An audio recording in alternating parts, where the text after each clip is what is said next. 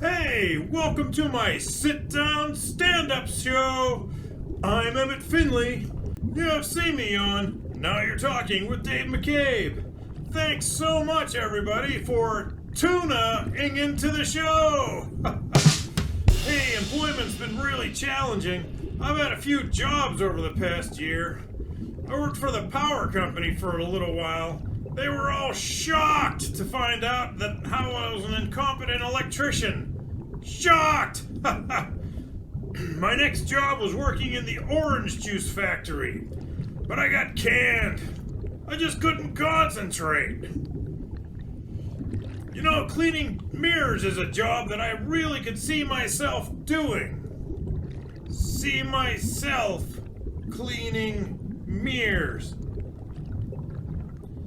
Well, hey, I did finally find a job that I liked, but I accidentally handed my boss a glue stick instead of a chapstick.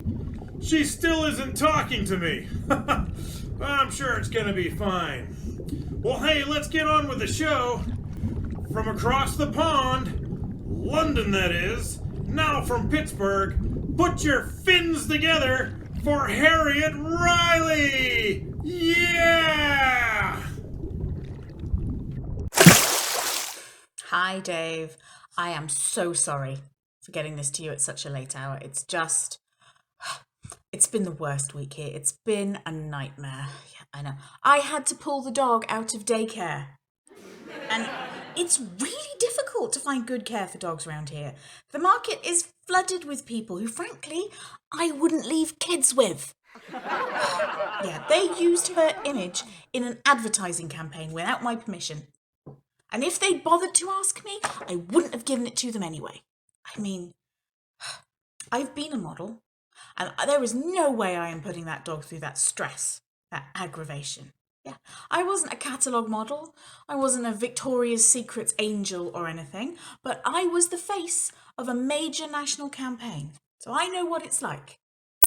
I was the face of mental illness. And I thought it was going to be wonderful. I thought I would be some sort of mental health superhero, you know? Anxiety girl, able to leap to the worst possible conclusion in a single bound. But no, turns out I was the face of all mental illnesses. And my picture would appear all over London, next to a different condition every week. Which was fine, until people start thinking you have all those conditions. I started avoiding colleagues because I thought they thought I was paranoid. Friends would come up to me and say, "Oh, you're so brave talking about your OCD in public like that. I thought you just like to keep things neat and tidy." It's so courageous talking about post-traumatic stress disorder like yours in public. Thought you just didn't like going to scary movies with us. You are so inspiring. You kept working through your manic episodes. We thought you just liked drinking a lot of coffee at work. But the worst thing that happened was when I was sitting on the subway. I thought the cute guy opposite me was checking me out. He wasn't checking me out. He was looking at the poster of me above my head, telling him all about my psychosis. It's a good job it paid quite well as a modelling job, because I needed a lot more therapy afterwards.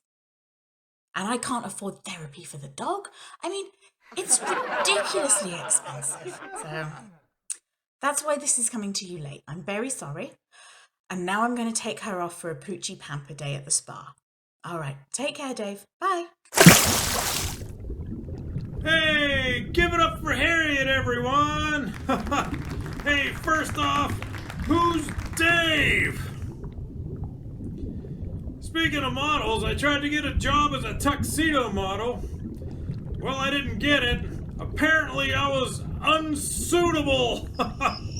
Hey, I went to a fashion show last October.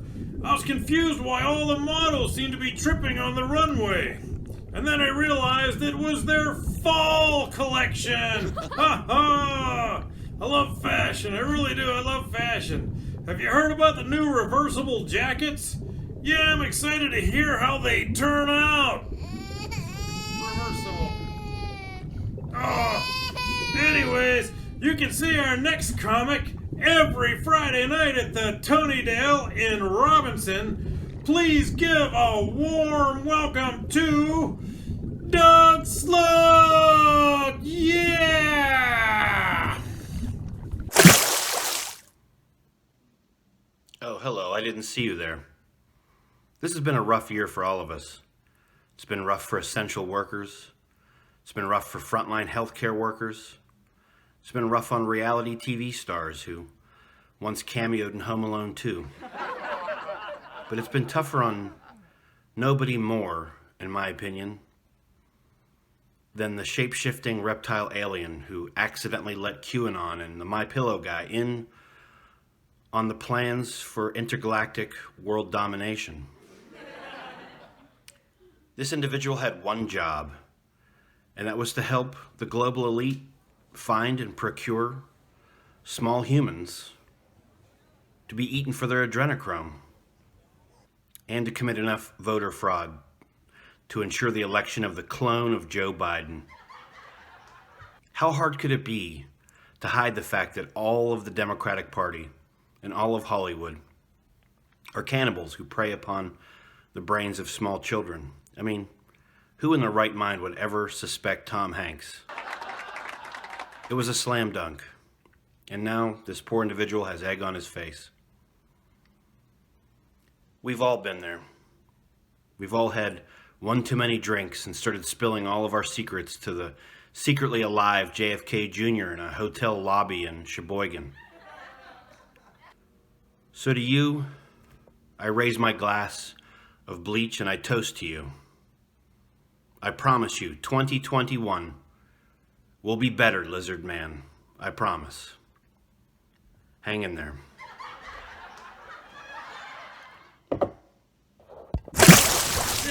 Yeah, how about that Doug Sluk, everyone? Thanks, Doug. You know, I'm so into space, aliens, and all of that. I checked out a book on anti-gravity. I can't put it down! You know, I thought about putting in an observatory in my house, but it turns out the price is astronomical. I'm so disappointed, really. Yeah, so disappointed. I keep pressing the space bar, but I'm still here on Earth. Maybe I'm not pressing it right. I don't know. Well, hey, I saw our next performer doing improv about a year ago. I was really impressed. Imagine my delight when I found out she did stand-up, too. Everyone, welcome to the screen, Lillian Leibovich! Hi, I'm Lillian, and since you're all here to listen to me talk about myself, I guess I will plow ahead with an introduction. And since you can't see me from, boobs down, I feel like the first thing I ought to let you know is that I have terrible posture. I do have scoliosis, which is a curvature of the spine, but you might as well read that as posture so egregious it's a medical diagnosis. I'm also gay. So those are two fun facts about me. But really, it's actually quite a rude pair of facts because it means that I'm not straight in any sense of the word. Which used to bother me quite a lot. I've made general peace with it because, many of us are struggling to find our purpose in life. But for me, fundamentally, I know that if nothing else, I am the butt of an existential joke, which is an honor. And I may be a bit jaded because of that. I admit it. So take this with a grain of salt, but I do not think that people should do religion anymore. You know, there's all this debate about whether or not there's a higher power, and it's not really about that. It's more that, like, you know, and I hate to break this to you, but everyone is uncomfortable with how desperate you look. Everyone. Like, we get it. You want to go live with God, but isn't that a bit fast, given that you've never talked to him? No, he's never talked to you. You talk to him so much. Like, at least once a week, you, like, tell him how great and mighty he is and, like, beg him to take you. And never once has he even responded. So you know what you did? You wrote a multi-volume erotic fan fiction about him. You know, because that'll work. Just tell everyone he's wrathful and vengeful and you're supposed to worship him. You don't even know if he's kinky. And Adam and Eve, you know, to make that long story short, it's sinful if the creatures he makes want to wear clothes. And, you know, we also all know what the Tower of Babel is supposed to symbolize. But, you know, then when that didn't work, you wrote another erotic multi-volume fanfiction about God's hot son, where the hot son dies, and he's only wearing a loincloth for some reason. I don't know, I never actually read it. But the point is that it's threatening, and I do not understand what you do not understand about the fact that he is not calling you back. Another thing, people who use male bathrooms, I just want to put it out there that I don't understand urinals. I would like someone to explain them to me, please, because I really feel that they're so barbaric. It's not even that you witness your fellow pissers in the act, although, you know, I'm not, like, super happy about that. It's just that the stall, like, with the stall, peeing is a time of solo reflection. And I think maybe the cause of toxic masculinity is that people don't, you know, have that time to ground themselves. But I wonder, like, why would people do that? So I was starting to think that maybe, like, there's some kind of ritual associated with it. Like, the pull to the urinal must be spiritual or something. You know, like, is it a libation to the gods? Or, like, can you summon a demon by, like, holding and releasing on a certain beat? You know, maybe it's that if you're piously masculine enough, the sheer force of your stream propels you like a jetpack into heaven where you can go alongside Jesus in the big urinal in the sky. These are the only plausible explanations I can really think of because, you know, we can discount the hegemonic hierarchy that says if you pee in private, you're not a man. That just doesn't make sense. But I get it, you know. I mean, I have the problem, too, that I really care what people think of me. Like, too much, honestly. Like, to the extent that I get anxious when Google gives me an inaccurately targeted ad. You know, like, they'll show me a tacky hat or something, and I'm like, do you really hate my fashion sense? Which I guess isn't that bad of a thing, really. It's just, like, the passive aggression and the subtle hints. Like, just say it to my face, Google. The worst, though, is that just recently I saw one that was, like, a listicle of, like, all the ways that kitty litter can change your life. So clearly they think that I'm not toilet trained. Which isn't true, but I guess it might as well be. I don't know. That's pretty much all I have, but I will leave you with this thought. I just think the dad bod would be a lot more respected if we started calling it the father figure. Thanks, Lillian! Lillian Leibovich, everybody! You know, there's a lot to unpack there. I did like the dad bod upgrading to father figure. And then I think George Michael. And then I think... Wham! You know, the first computer dates back to Adam and Eve. It was an Apple, of course, with very limited memory. And just one bite, and everything crashed! Yeah. Well, I've seen our next comedian many times, and we're overjoyed that she agreed to join us for our first show. Please welcome Brittany Alexis! What's up? I'm Brittany Alexis. Really happy to be here. Just get out the way. If you heard my name and thought I was going to be a white girl, Here to tell you, you'd be incorrect. It's a thing though. People hear the name Brittany Alexis and immediately think peach-colored crayon. I'm not sure exactly what it is, but I kind of get it. You know, Brittany Alexis does sound like someone who just sent you an Instagram DM that starts off with, "Hey, girlie. No, it's been a while since we've talked. I hope you're doing well. I just want to know if you'd be interested in learning how I make $1,500 a week from home." Hashtag love boss. So I get it. I get it. I'm right there with you. And I see what I look like. I know I look like I have a lot of Kohl's cash. Like, I get it. I'm doubling down on that, you know? I realize that I also look like someone who would corner you at a party and spend a long time explaining to you why I believe that Sir Mix-a-Lot was the intersectional feminist that we needed in the 90s. So, I'm right there with you. I actually did go to a Sir Mix-a-Lot concert pre-COVID by myself, mainly because I wanted to see if he had more than 3 songs. I'm happy to report he does. He is 4, so he's doing great. Doing fantastic. But back to the name thing. It's a thing, and I can't say it hasn't helped me out in life because it definitely has. You know, I get tons of job interviews. It's great. If I'm ever feeling down and just need someone to talk to, I just apply for a job because I know I'm going to get a call back. You know, hashtag free therapy. Free therapy.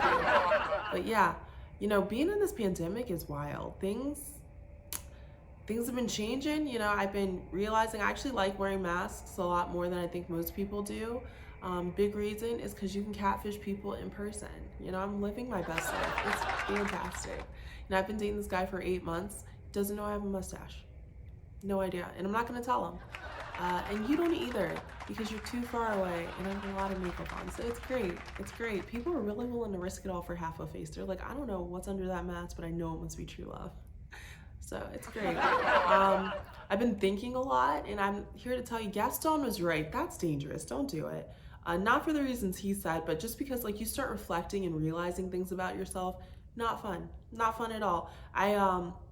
I realized that I like the Popeyes chicken sandwich a lot more than I was willing to admit. I like the Popeyes chicken sandwich so much, I'm willing to go to the Popeyes in the south side of Pittsburgh. Which if you're not familiar with the south side of Pittsburgh's Popeyes, it's kind of like, I don't know, going to Mordor, because they have a Popeyes. Not a good reason. Not a good reason. It's like, you know, being one of the housewives on one of those housewife shows, because one of the girls' husbands is a chef. Like that, it's not worth the drama you're inviting into your life. I've realized other things about myself. Like I realized there was a big reason, there was a lot of reasons why I was single for so long. Number one, I was living by that old saying, love is blind, but desperation is effective. And it's true. It is if you don't care at all about the results. You know, I remember one time I went on a date and it was like 97% sure I was getting kidnapped because I don't know, like 45 minutes into the ride and 30 miles down the turnpike, I was like, maybe I should ask him, you know, where we're going. He said it was going to be a surprise and either way he would have been right. So yeah, no, that's not a good decision. It's not a good decision. I tried online dating for a while. Online dating right now, I liked it because you can metaphorically always put your best foot forward. Like you get to pick your pictures, right? Like sometimes I'm looking Michael Jackson bad. Sometimes I'm looking like I killed my husband in a Tyler Perry movie bad. And those are different looks. So, I mean, yeah, metaphorically, it's a good thing. At the same time, I'm here to tell you, check on your single friends. Do that. A lot of them are relating a little too strongly with the protagonist in the movie Gone Girl. I told my friend that joke and he was like, you mean the villain? And I had never even thought of her like that, so please check on them. Not doing well. Not doing well. The hate part of online dating for me is, I don't know if you've experienced it, but if you haven't, I'll sum it up for you in an experience. I am pretty sure I got flashed recently and I felt more respected in that interaction than I ever have online. So that's what it's like. But don't be discouraged. If you're looking for love, I'm here to give you a piece of good advice. Just stay true to yourself. You're never too much for the right person. And I can say that with confidence because I've seen every episode of TLC's My Strange Addiction and all those women have husbands. So you're gonna do fine. I'm Brittany Alexis. Alexis!